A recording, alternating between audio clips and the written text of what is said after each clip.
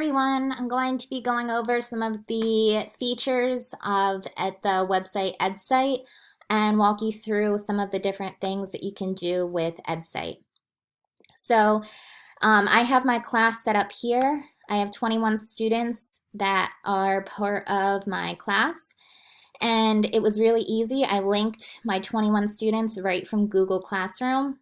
So all I did was press create new class. I imported from Google Classroom, and all of the students on Google Classroom came right over to EdCite. And so this is my 2 assignments that I currently have live, meaning I never ended them. They're still active. Students can still go in and access them. These were from a while ago that I just never ended. So I have the 2 assignments here. It tells you who have accessed or who have submitted the assignments and how many are still missing. And another great feature is that I linked these 2 assignments and posted them right on Google Classroom. For my class, we use Google Classroom as like our home base for everything. So I would tell them to go to Google Classroom and complete the assignment that's on EdCite.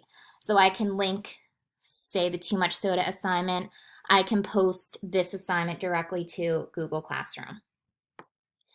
And another great feature is you can see the live progress of how your students are doing on the assignment. So if I click this, it gives me a really, really detailed report on how my students are doing. And you can see this live as students are doing it.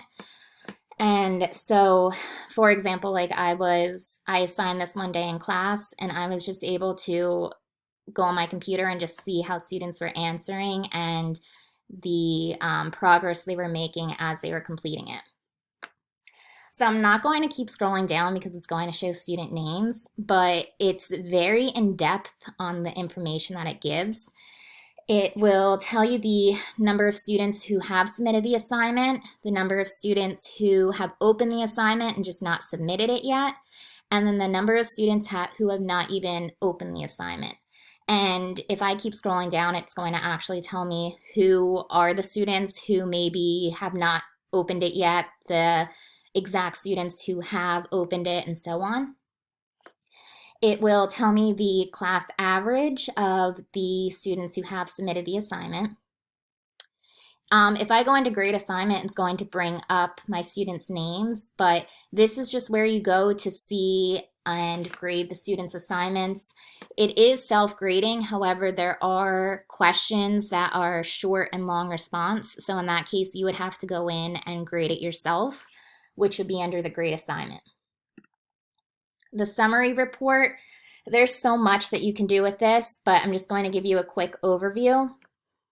It will tell you the average from for each question, the average time it took to complete the question, and you can see the standards. So that's another great feature. A lot of the questions are sorted based on the Common Core standard, so you can actually sort the questions by the standard. Something else that I didn't mention, in the student report, it's actually going to tell you the time that it took that student to complete the whole entire assignment as well.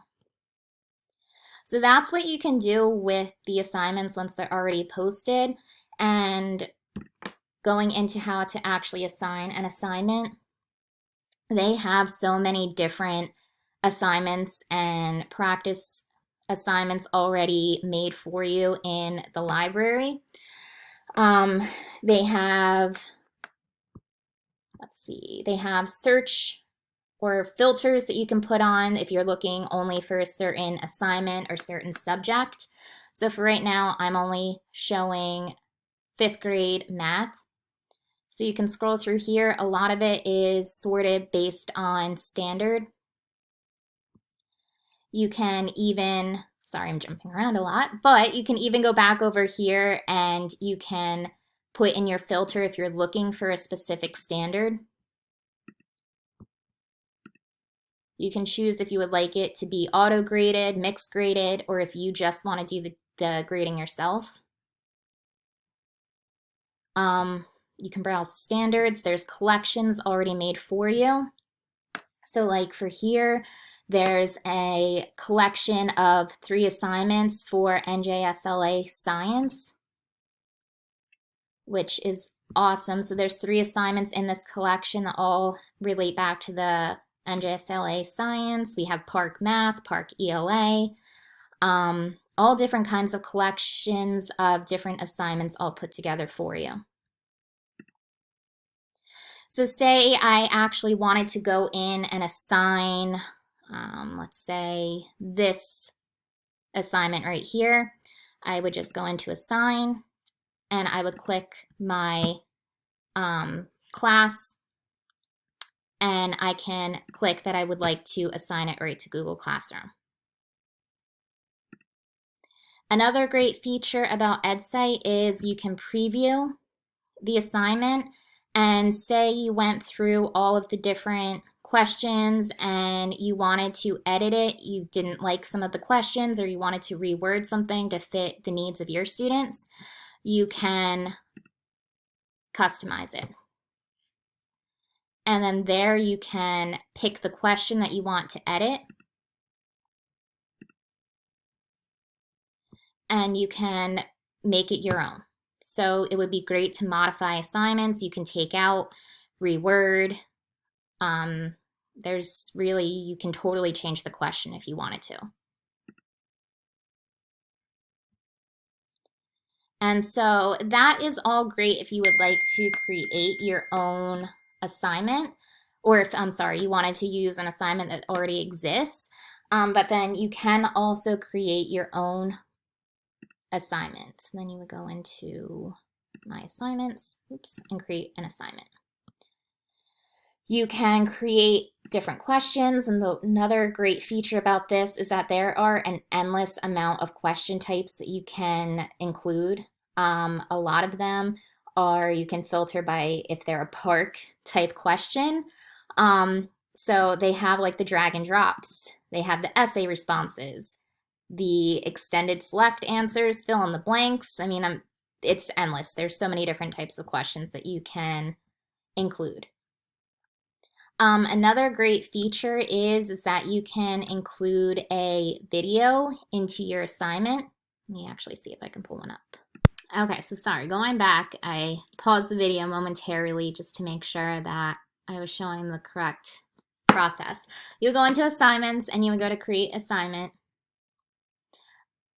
And so let's just say I wanted to name this assignment adding and subtracting decimals. And my question, I would create a new question. And I knew that I would want this question to be fill in the blank. Or no, actually, we're going to make it multiple choice. And we're going to create question. And here is where you will construct your question. And I wanted to show how you can add an image or a video. So you would go to the blue pencil in the corner, and you can click to insert image from the library. And what's another great feature about this is that it already has a library full of pictures already for you.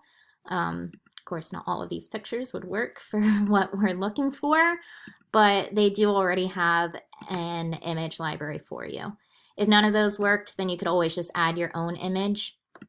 You could even look for images online. Well, that didn't work, but you can insert images and look up images on your own to add. Then you can also just add the URL. So that's if you wanted to add an image. You can also add a video, which I think is one of the neatest features, especially for right now. This could be really beneficial to add into an assignment to show the students how to do, let's say, the math skill that is in this assignment. So I said that it was on decimals, adding in. Oops.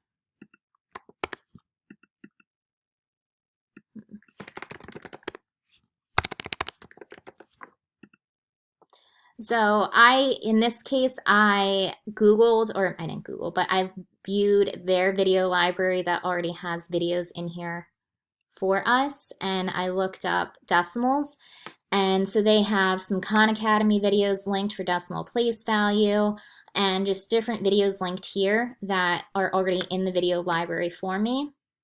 But if none of those worked for what I was teaching, I can add my own video. I can YouTube something. So adding and subtracting decimals, and one did come up. I can preview it before I insert it into my question. Or, like I said, if none of those work, then you can always go on to Khan Academy or YouTube yourself and find a specific video to link in here. Another great feature is you can also upload a video. So if maybe you didn't want to link a YouTube video or a Khan Academy video, you could create your own and then upload it and insert it onto EdCite. So there are many different features that you can use with EdCite. Like I said, that this is just like a small portion of what you can do with it, but I just wanted to show you guys like an overview of the website itself. So you could just keep adding different questions on here. You could go into my collections, and another great feature is that you can create your own collection. So this would allow you and your team to collaborate on assignments together.